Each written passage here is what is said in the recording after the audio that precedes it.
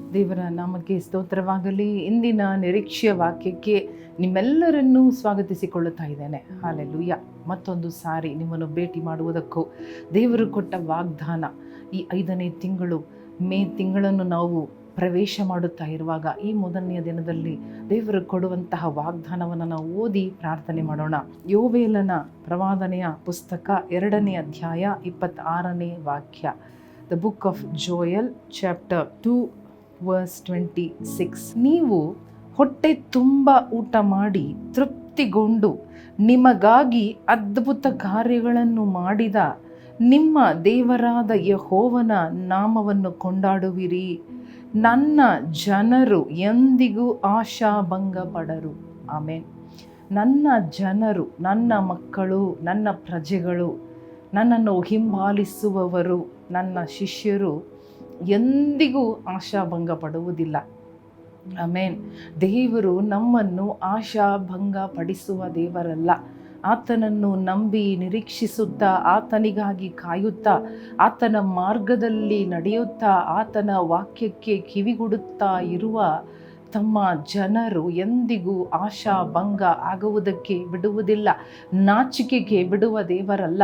ಕಷ್ಟಗಳು, ಸನ್ನಿವೇಶಗಳು ಬರಬಹುದು, ಪರಿಸ್ಥಿತಿಗಳು ಬದಲಾಗಬಹುದು, ಮನುಷ್ಯರು ಕೈಬಿಡಬಹುದು, ಎಂಥದೇ ಆದ ಶೋಧನೆಗಳು, ಕಷ್ಟಗಳು ಬಂದರೂ ಕೂಡ ಕೊನೆಯಲ್ಲಿ ದೇವರು ನಮ್ಮನ್ನು ಭೇಟಿ ಮಾಡಿ ನಮ್ಮನ್ನು ಅದ್ಭುತ ಕಾರ್ಯಗಳನ್ನು ಮಾಡಿ ನಮ್ಮನ್ನು ಬಿಡಿಸಿ, ನಾವು ನಾಚಿಕೆ ಪಡದಂತೆ, ತಲೆ ತಗ್ಗಿಸದಂತೆ, ಸೋತು ಹೋಗದಂತೆ, ನಾವು ಜಯಿಸುವಂತೆ ನಮಗೆ ಕೃಪೆ ತೋರಿಸುವ ದೇವರು ನಮ್ಮ ದೇವರು. ಹಾಲೆಲೂಯ.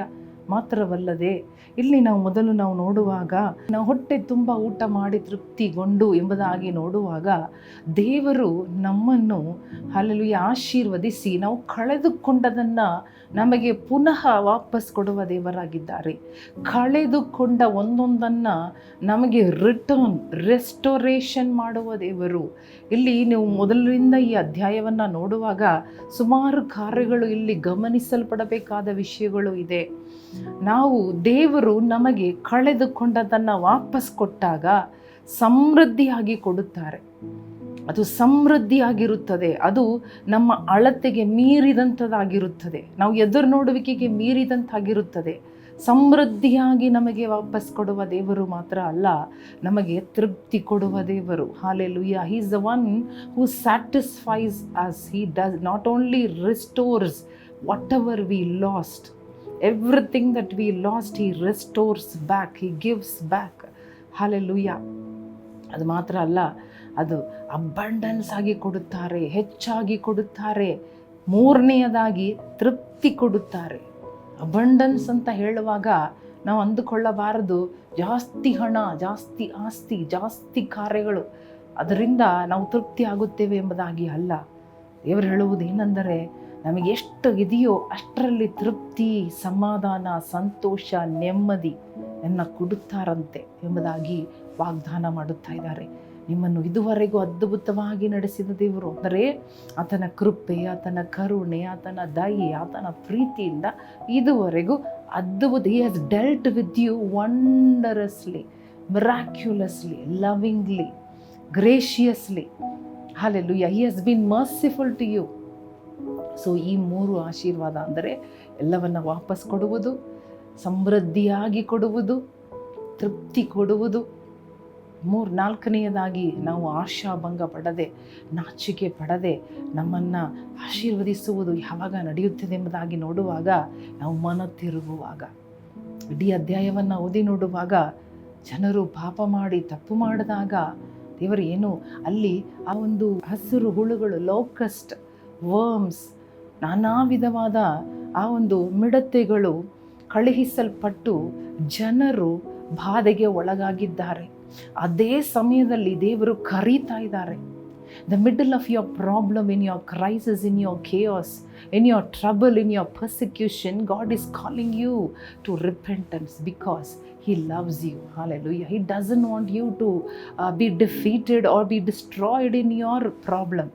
ನಾವು ಕಷ್ಟದಲ್ಲಿ ಹೋದಾಗ, ಈ ಬಿಡತ್ತೆಗಳು ಅಂದಾಗ ಇದು ದೇವರ ನ್ಯಾಯ ತೀರ್ಪು, ದೇವರ ಕೋಪ, ಅದರ ಮಧ್ಯದಲ್ಲೇ ದೇವರು ಕರೆಯುತ್ತಾ ಇದ್ದಾರೆ, ಬನ್ನಿರಿ ನನ್ನ ಬಳಿಗೆ, ತಿರುಗಿರಿ ನನ್ನ ಬಳಿಗೆ, ಪಶ್ಚಾತ್ತಾಪ ಪಡಿರಿ, ನಾನು ನಿಮ್ಮನ್ನು ಕ್ಷಮಿಸುತ್ತೇನೆ, ನಾನು ನಿಮ್ಮನ್ನು ಆಶೀರ್ವದಿಸುತ್ತೇನೆ, ಎಲ್ಲ ವಾಪಸ್ ಕೊಡುತ್ತೇನೆ.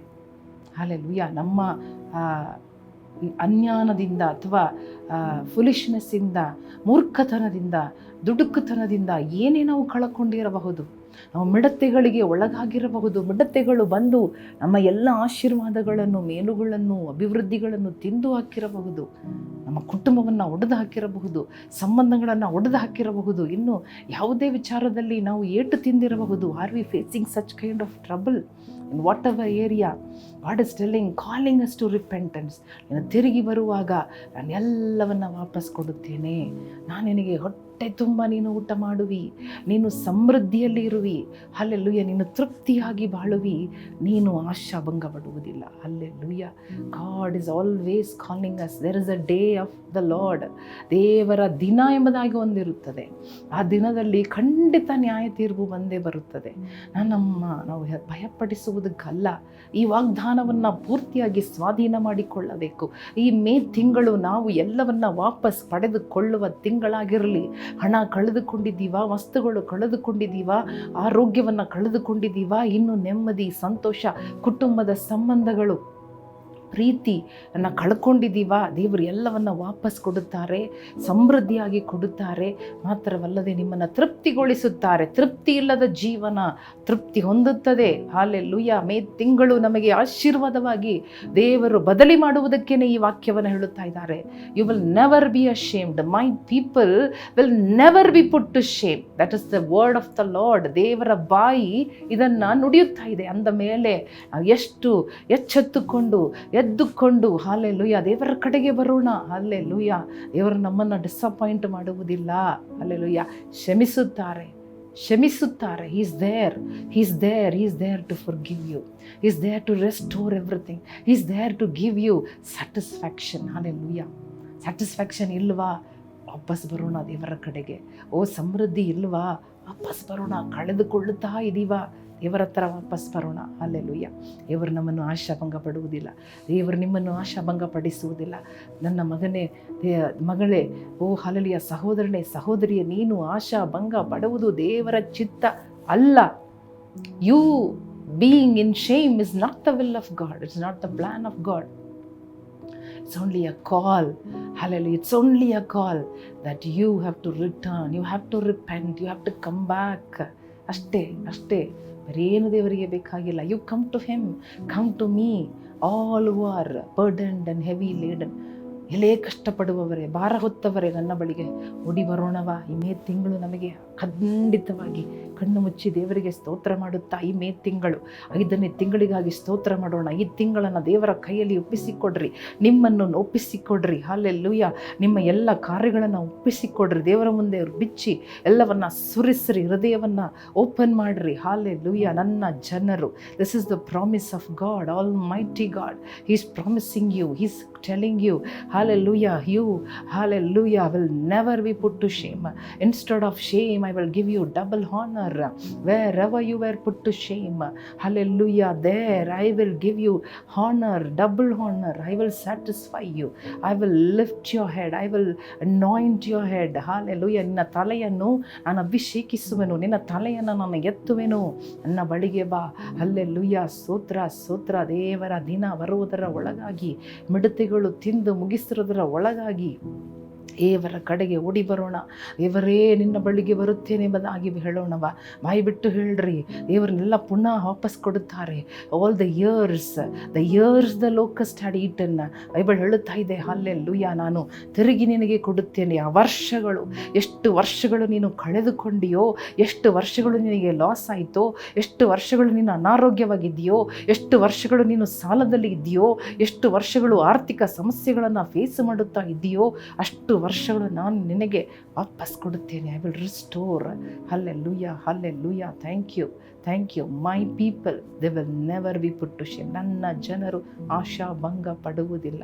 ಆಮೇಲೆ ದೇವರೇ ಸ್ತೋತ್ರ ಸ್ವಾಮಿ, ನಿಮ್ಮ ಕೈಯಲ್ಲಿ ನಮ್ಮನ್ನು, ಈ ಕುಟುಂಬದನ್ನು ಎಲ್ಲರನ್ನು ಅಪ್ಪ ನಿನ್ನ ಮಕ್ಕಳನ್ನು ಒಪ್ಪಿಸಿಕೊಟ್ಟು ಪ್ರಾರ್ಥನೆ ಮಾಡುತ್ತಾ ಇದ್ದೇನಪ್ಪ.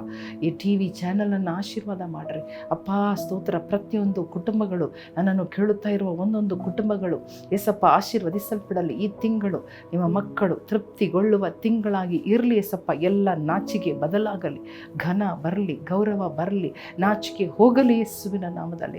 ಯೇಸುವಿನ ನಾಮದಲ್ಲಿ ಬೇಡಿಕೊಳ್ಳುತ್ತೇವೆ ನಮ್ಮ ತಂದೆಯೇ, ಆಮೇನ್, ಆಮೇನ್.